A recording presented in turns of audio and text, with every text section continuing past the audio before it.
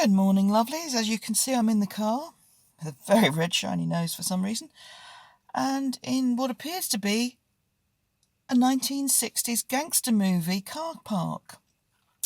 Actually, it's the one nearest our doctor's surgery. Himself has a vitamin B12 injection this morning, and he won't drive.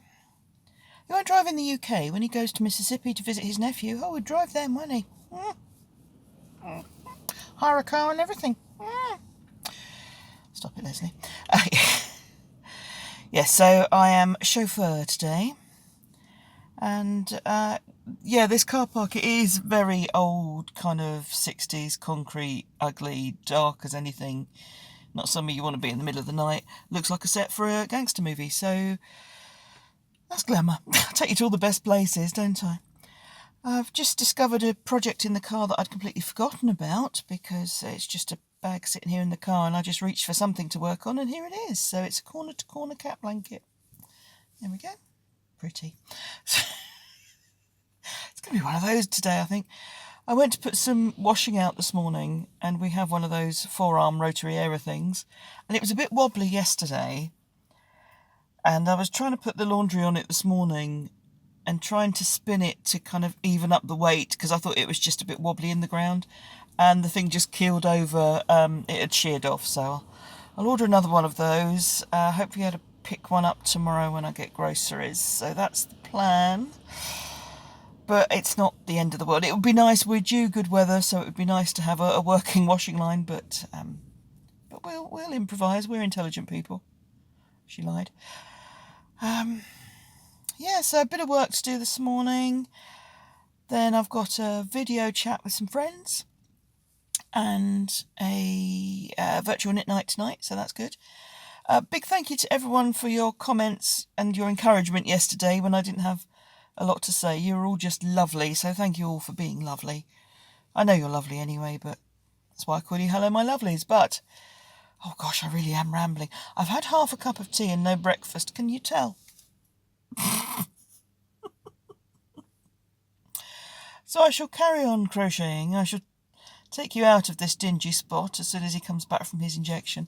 Actually, that was quite interesting because it happens with the practice nurse at the surgery, and he had a call yesterday to make sure that he's not got any symptoms of coronavirus. No one in the household has any symptoms, so they were checking up.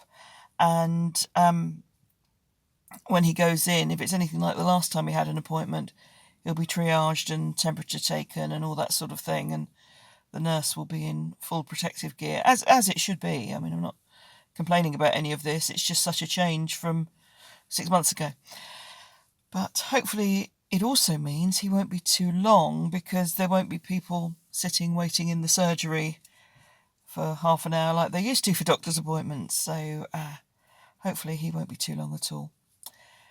Right, I shall take you out of this dingy, dark place. And that's about as exciting as it will get today.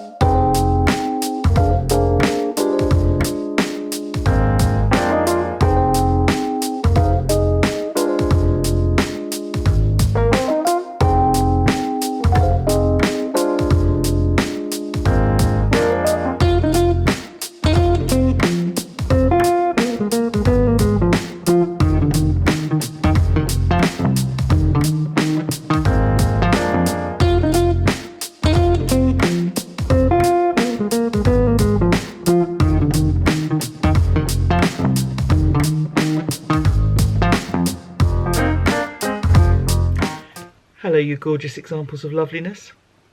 Hope you've had a good day. You saw a bit of our drive home from himself's appointment and my dog walk. So hope you enjoyed those. We've had a request for more info.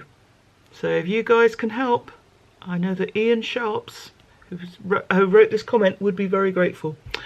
And Ian writes that making a Tunisian sweater, basically the gauge using a 6.5mm hook and DK yarn should be 18 stitches by 20 rows. Ian is using a 5mm hook and getting 14 stitches and 16 rows. Row gauge is fairly easy to adjust, but even going down 3 hook sizes, I'm using the excess number of stitches to make a size L. It's the same with regular crochet.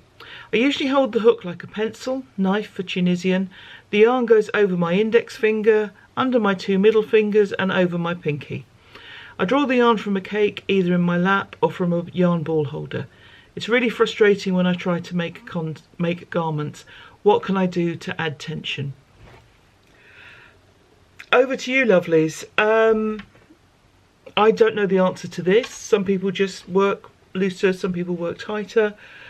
But I don't know of any kind of tips and techniques that you gorgeous people may have for just tightening up crochet.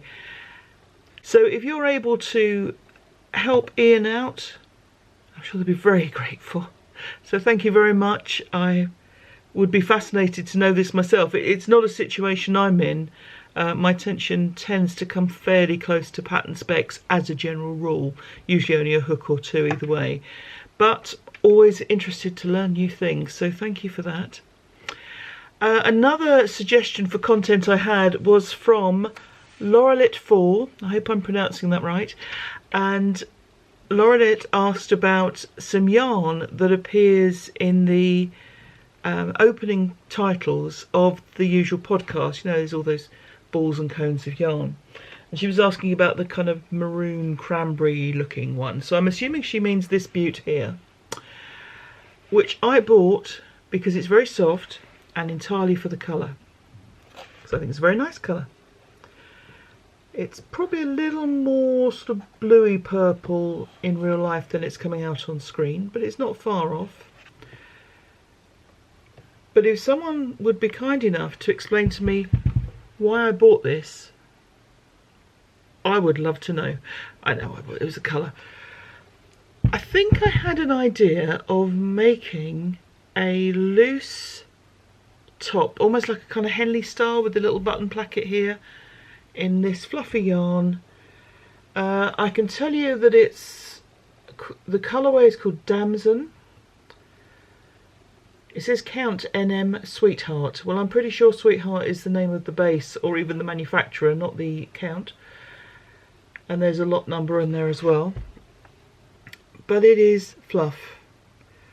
I haven't set it alight to find out what it's made of, but given what I paid for it, I'm guessing it's a mostly acrylic yarn with bits of fluff on it. I do like the colour very much. I could hold it with something else and work it that way perhaps. But yes, that is, so thank you Laurelit4. That is this cone of yarn. And it really is a, what was I thinking, purchase. All I can say is it's a nice colour and it wasn't very expensive. This is often in my thought process when buying things. So thank you for the question. I think that's it for today. Otherwise I shall rattle on.